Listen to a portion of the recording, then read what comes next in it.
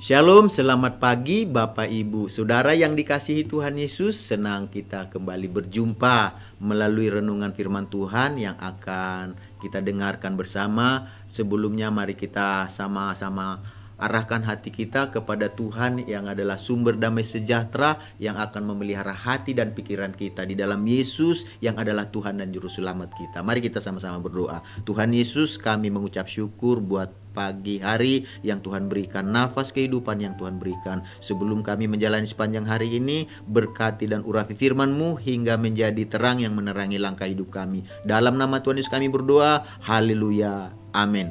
Renungan firman Tuhan yang akan kita sama-sama dengarkan bersama hari ini, saya akan bacakan dalam Mazmur pasal yang 103 ayat 1-5. Demikian firman Tuhan dari Daud. Pujilah Tuhan hai jiwaku, pujilah namanya yang kudus hai segenap batinku. Pujilah Tuhan hai jiwaku, dan janganlah lupakan segala kebaikannya. Dia yang mengampuni segala kesalahanmu, yang menyembuhkan segala penyakitmu. Dia yang menebus hidupmu dari lubang kubur, yang memahkotai engkau dengan kasih setia dan rahmat. Dia yang memuaskan hasratmu dengan kebaikan, sehingga masa mudamu menjadi seperti pada burung raja wali. Dari ayat-ayat yang kita baca dan dengarkan bersama hari ini, kita akan berbicara tentang jiwa yang selalu memuji Tuhan.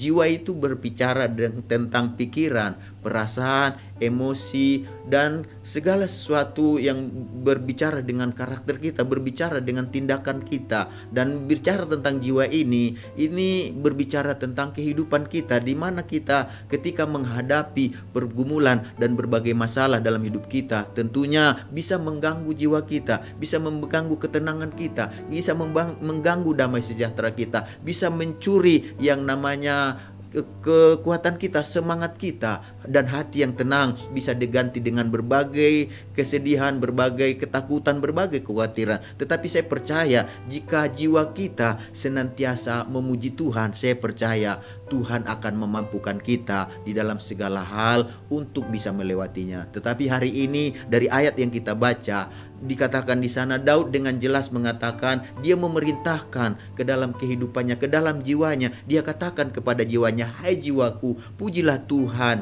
pujilah namanya yang kudus, hai segenap batinku. Jadi mari kita belajar supaya jiwa kita ini tetap bisa memuji Tuhan dan selalu memuji Tuhan. Kata bisa dan tetap atau selalu itu berarti tidak memandang situasi atau kondisi. Karena ada banyak orang ketika semuanya berjalan baik, ketika semuanya berjalan mulus, atau kita bilang semuanya berjalan lancar, memuji Tuhan itu sangat gampang. Tetapi ketika semuanya tidak seperti yang kita pikirkan, tidak seperti yang kita harapkan, masih bisakah kita memuji Tuhan di dalam hidup kita? Ada banyak orang ketika senang baru bisa memuji Tuhan. Ketika kesenangan itu diambil, susah sekali untuk memuji Tuhan. Dan Daud menyadari itu, karena waktu dia menyampaikan ini, dia katakan begini di dalam ayat yang ketiga tadi, dia yang mengampuni segala kesalahanmu, yang menyembuhkan segala penyakitmu, dia yang menebus hidupmu dari lubang kubur, yang memahkotai engkau dengan kasih setia dan rahmat. Jadi ketika Daud memerintahkan jiwanya untuk memuji Tuhan, saat itu dia sedang ada dalam masalah, dia sedang ada dalam pergumulan, dia sedang ada dalam persoalan. Dan Daud, kita tahu siapa dia raja, dia memiliki semuanya, dia punya semuanya, dia punya istana, dia punya pegawai, dia punya prajurit, dia punya ketenangan, ketenteraman. Tapi ketika itu dia tahu dan sadar memuji Tuhan itu enak sekali, memuji Tuhan itu gampang sekali. Tetapi ketika dia dikatakan di sini mengalami berbagai tekanan karena kesalahannya, itu susah sekali untuk memuji Tuhan. Makanya dia katakan bagaimana supaya bisa tetap memuji Tuhan, bukan hanya ketika semuanya berjalan lancar, tetapi ketika semuanya tidak seperti yang diharapkan, bagaimana bisa tetap memuji Tuhan. Yang dilakukan oleh Daud adalah dia dikatakan di sini mengingat kebaikan Tuhan. Jangan lupakan segala kebaikan Tuhan. Artinya kalau kita tidak bisa melihat sesuatu yang baik di dalam segala hal, maka akan susah untuk memiliki hidup yang selalu memuji Tuhan. Sama seperti kita kalau lihat hanya kekurangan kekurangan orang lain, hanya lihat hanya dari sisi negatif orang lain saja, susah untuk melihat kebaikannya, maka susah untuk memuji, susah untuk senang, susah untuk bersuka cita, susah untuk bergembira. Karena apa? Kita hanya berfokusnya kepada yang jeleknya saja. Kita hanya berfokusnya kepada masalahnya saja. Kita hanya berfokusnya kepada pergumulannya saja, persoalannya saja. Sehingga apa? Kita ketika nggak bisa melihat kebaikan di dalamnya, maka akan susah untuk memuji. Demikian juga terhadap Tuhan. Kalau kita hanya melihat hidup kita saja dari sisi yang masalahnya doang, pergumulannya saja, kesulitannya saja, yang menekan hidup kita, yang menimpa hidup kita, yang membuat kita rasanya tidak bisa, maksudnya ketenangan kita rasanya nggak bisa tenang, rasanya penuh dengan kekhawatiran, ketakutan, akan susah untuk memuji Tuhan. Jadi Daud sadar ketika dia di bawah tekanan, dia katakan dia ingat kebaikan Tuhan. Apa kebaikan Tuhan? Dia katakan dia yang mengampuni segala kesalahanmu. Dia yang dikatakan di sini menyembuhkan segala penyakitmu. Dia yang menebus hidupmu dari lubang kubur dan yang memahkotai engkau dengan kasih setia dan rahmat. Jadi Bapak Ibu, saudara yang dikasihi Tuhan Yesus, supaya kita bisa tetap memuji Tuhan, bukan hanya di situasi yang semuanya berjalan baik dan lancar, tetapi masih tetap bisa memuji Tuhan ketika semuanya tidak berjalan baik dan tidak berlancar, semuanya mengecewakan, masih tetap bisa memuji Tuhan. Bagaimana caranya, kata Daud, supaya bisa tetap memuji Tuhan di dalam tekanan hidup? Dia katakan, ingat kebaikan Tuhan. Daud sadari betapa Tuhan itu luar biasa ketika dia bersalah, ketika dia berdosa, ketika dia berbuat jahat, ketika dia membuat sesuatu yang menyakiti hati Tuhan. Tetapi ketika dia minta ampun sama Tuhan, Tuhan mengampuni segala kesalahannya. Daud juga menyadari ketika dia sakit, dia datang kepada Tuhan dan Tuhan sembuhkan dia. Dan bukan hanya itu, dikatakan ketika dia dikatakan menuju lubang kubur, artinya menuju maut, menuju kematian, menuju kebinasaan, tetapi dikatakan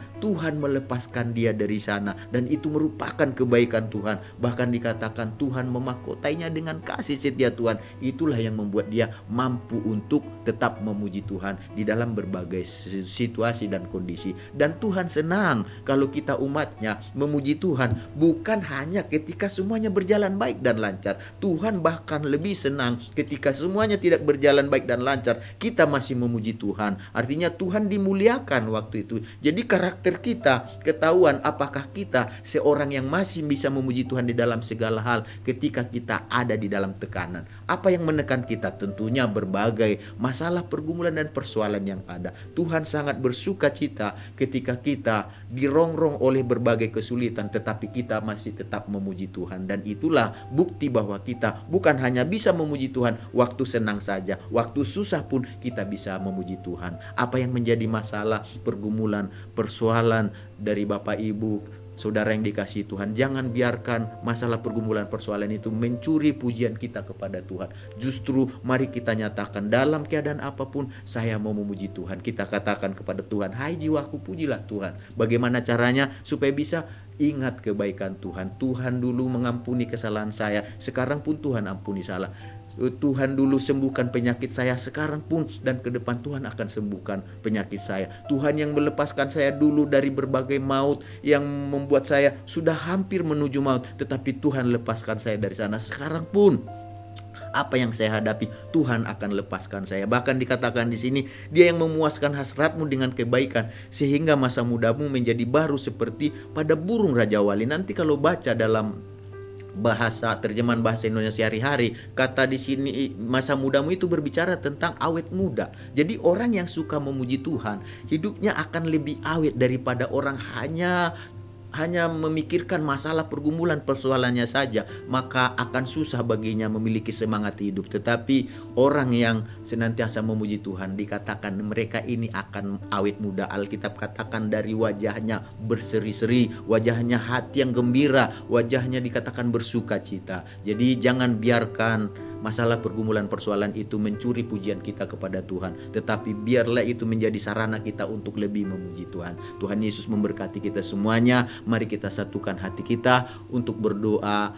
Tuhan Yesus, kami mengucap syukur buat kebenaran firman-Mu yang mengajar kami supaya kami memiliki jiwa yang selalu memuji Tuhan. Jiwa yang selalu memuji Tuhan tidak ditentukan oleh situasi dan kondisi. Karena ada banyak orang, mungkin kami juga, ketika kami senang, ketika kami bahagia, ketika kami bersuka cita, semuanya lancar, kami sangat memuji Tuhan. Tetapi ketika sukacita itu, ketika semuanya tidak berjalan seperti yang kami pikirkan, semuanya menekan kami, masalah pergumulan begitu berat, kami kadang lupa untuk memuji Tuhan. Tuhan sedang menguji kami, bukan hanya waktu gembira kami bisa memuji Tuhan, tetapi waktu sedih, waktu susah pun kami mau belajar untuk memuji Tuhan. Karena dengan begitu kami percaya Tuhan dimuliakan, bukan hanya ketika kami senang, tetapi ketika kami pun jauh dari kata senang Tuhan, kami tetap memuji Tuhan. Bahkan kami teruji karakternya waktu kami tidak ada, kami memuji Tuhan. Terima kasih Tuhan, sepanjang hari ini biarlah kami menjadi pemuji, penyembah Tuhan melalui aktivitas dan kegiatan kami. Tuhanlah yang memimpin kami, Tuhan yang menuntun kami. Kami percaya jika kami hidup benar di hati Tuhan,